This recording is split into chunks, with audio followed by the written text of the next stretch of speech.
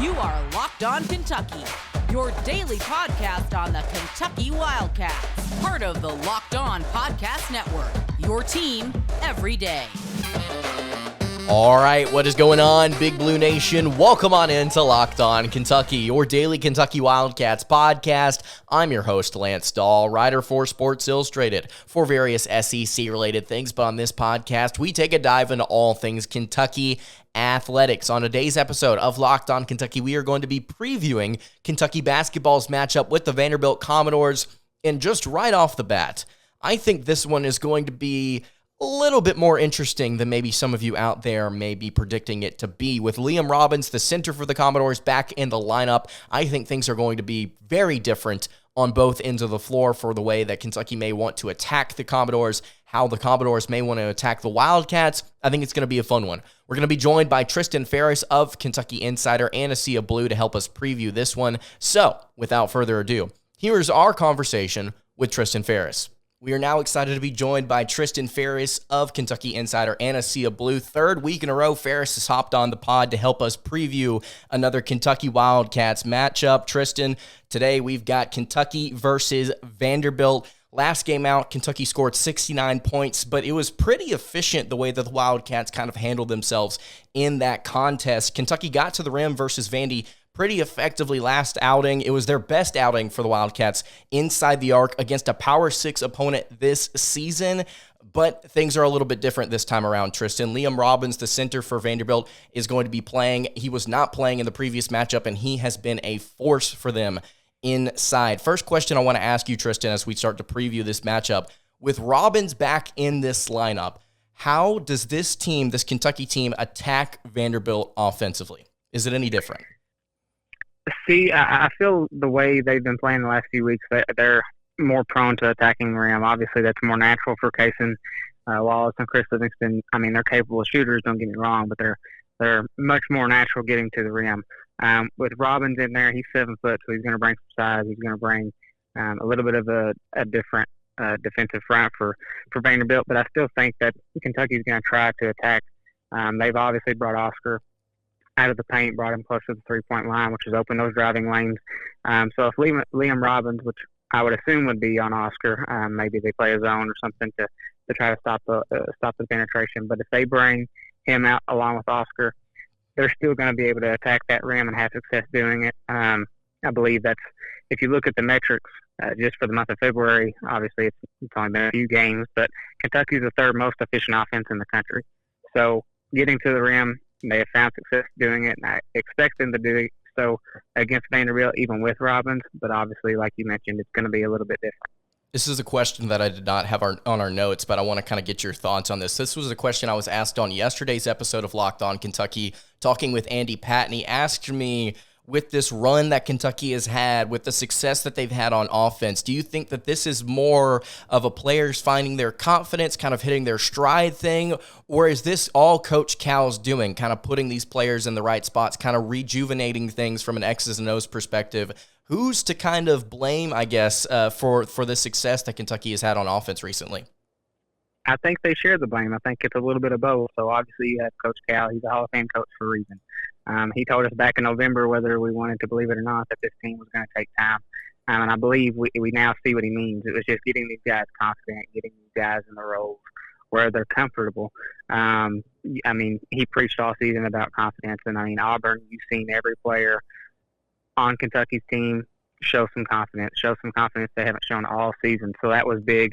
And I believe just that confidence and them being in the roles that they have found themselves in, you see it in their play. I mean, Auburn, 5 starters had double-digit points. So they're succeeding in the positions they're being put in, and they're confident and comfortable at what they're doing.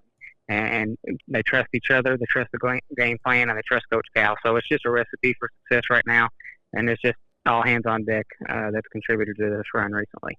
You've got Liam Robbins obviously holding things down in the center, the anchor, if you will, no pun intended, for Vanderbilt. We talked about what he could maybe do defensively against the Wildcats. What sort of threats does Robin pose to Tshiebwe? Obviously, you and I have talked before on this show about how Tshiebwe occasionally struggles defensively against certain things. Liam Robbins should be a very interesting player for the Commodores in terms of size matchup against Tshiebwe, listed at 7 feet, 250 pounds. What sort of things could we expect from Robbins on the offensive end against Tshiebwe?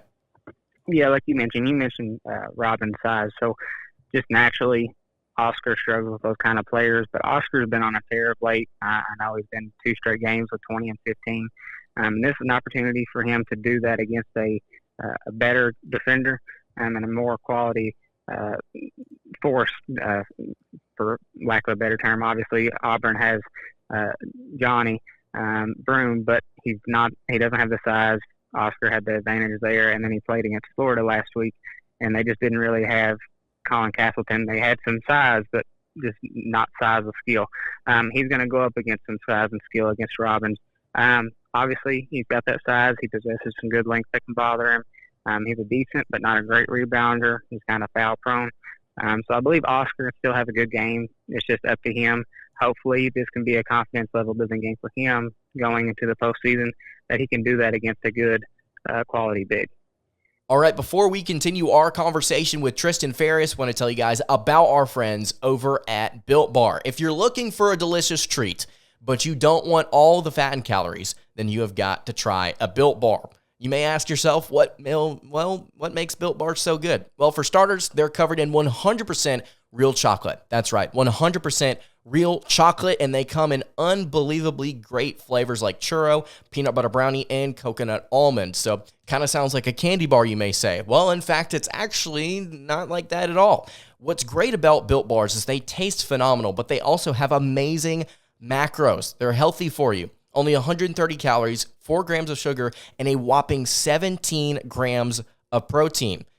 Absolutely great. They come in really, really good flavors as well, like the ones I just mentioned. But if you're a fan of the show, you know cookies and cream, salted caramel, those are elite, S-tier flavors at Built Bar. If you're going to get a box, if you're going to order it off of Built.com, you've got to try those too. But you don't have to wait around now to get a box. You don't have to go to Built.com. You can now go to your local Walmart or Sam's Club. If you go to Walmart, you can get a 4-bar box of cookies and cream and double chocolate or coconut puffs. And if you're heading to Sam's Club, you can get a 13-bar box with our hit flavors brownie, batter, and churro. Again, absolutely phenomenal, taste great, and they're even better for you.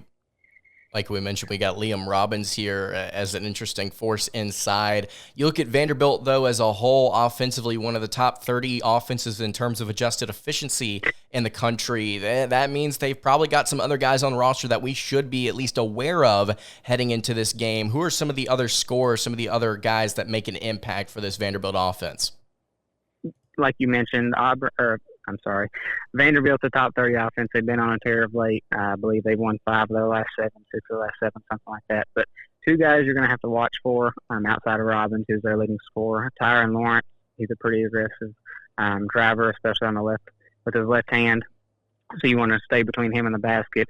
Another one is Jordan Wright. He's a physical wing, has some good size. He can play inside and out, capable shooter, will get some touches in the post. But I think Kentucky's biggest defensive key, they're going to have to keep Vanderbilt from shooting well from the three-point line. They're going to have to limit them a little bit. During this stretch, they've had 5 of the last 7 games, they've hit 10 threes.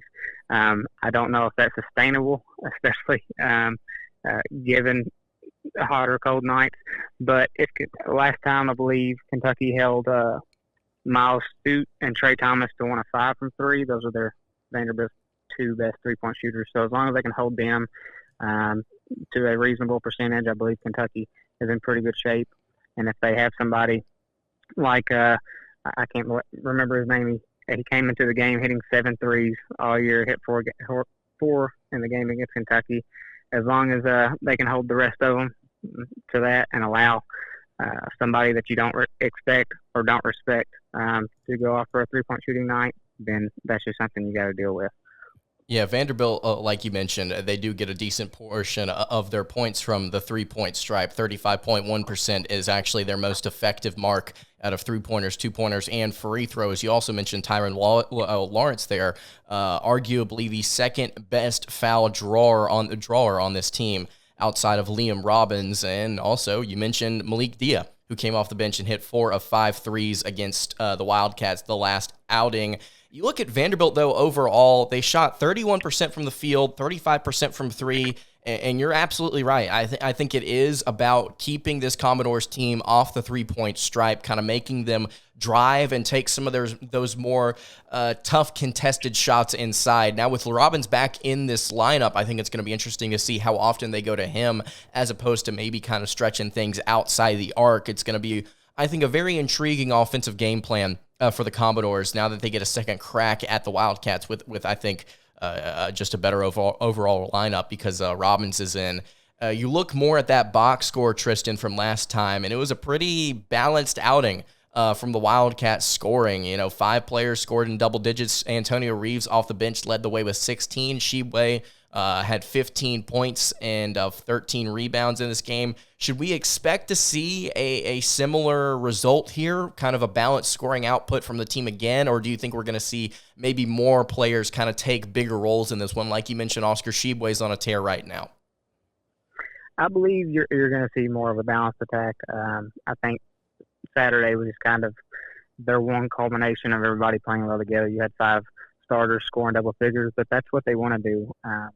Contrary to earlier in the season where this offense was either Kaysen or Oscar or bust, now you have 5 guys legitimately every time you come down the court that can score. And that's what Calipari wants. He wants a multifaceted offense that can share the ball. I mean, if you look at the last 4 of the last 5 games, they've had 16 assists, which he's coined as a king to win. So that is promising to see. So as long as they share the ball, you have 5 guys that can score. Obviously, they may not all be on Wednesday night, so it could be an Oscar or Kaysen lean-on game. Or I mean, you've even seen Antonio Reeves when they needed him most step up against Georgia and Ole Miss. Obviously, they lost to Georgia, but I believe you will see a 5 guys playing hard, and hopefully 3 or 4 of them can get in double figures. That game against Vanderbilt last time was one of the more efficient games that Kentucky has had against a Power 6 opponent so far this season. You talk about it being more of a scoring balanced effort, and obviously, like I mentioned, Antonio Reeves led the way in points this last time these two teams played. Question to you here, Tristan. Does Reeves continue what has been a pretty hot streak for him over these last 15 games? I got the numbers here. Over his last 15, he's averaging 15.5 points. He's shooting almost 45% from the field and 44% from 3. Do we expect Reeves to kind of continue what he's been doing from outside the arc in this one? It's going to be difficult. It's difficult for any player to sustain that level of shooting, that much efficiency.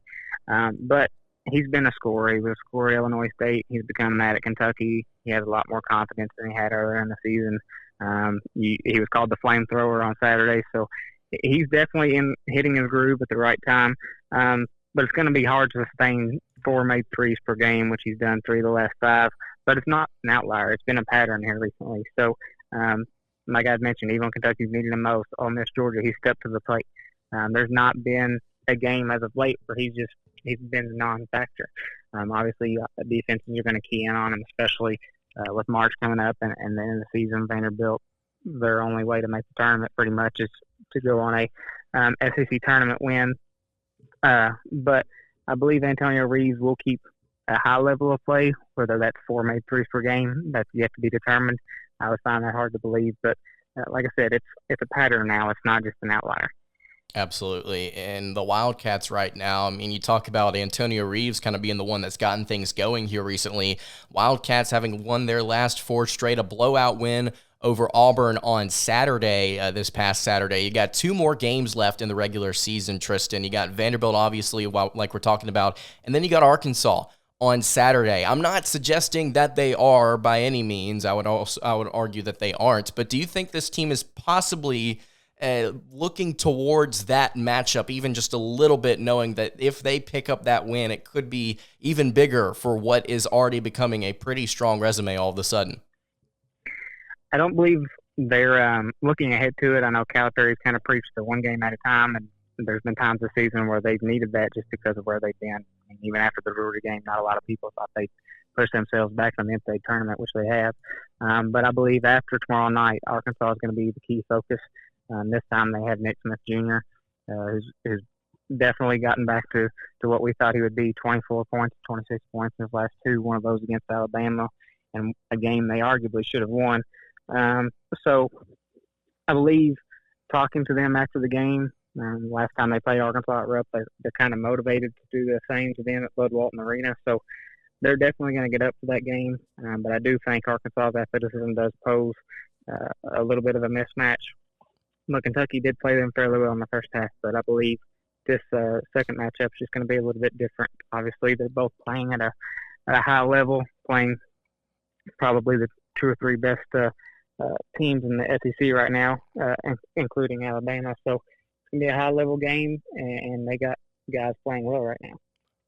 It's going to be interesting to see how the Wildcats finish it out. Vanderbilt versus Kentucky tomorrow night, 7 p.m. Eastern time on the SEC Network. It's going to be an interesting one with Liam Robbins back in the lineup. Tristan, before I give you one more question about Kentucky's bracketology, kind of give me your final thoughts on this game. I'm not going to ask you to give me a score prediction unless you just feel like it, but kind of take me in the direction that you think this one against the Commodores is going to go. Yeah, I think you're going to see a good game at Jacob Toppin and Oscar Tshiebwe.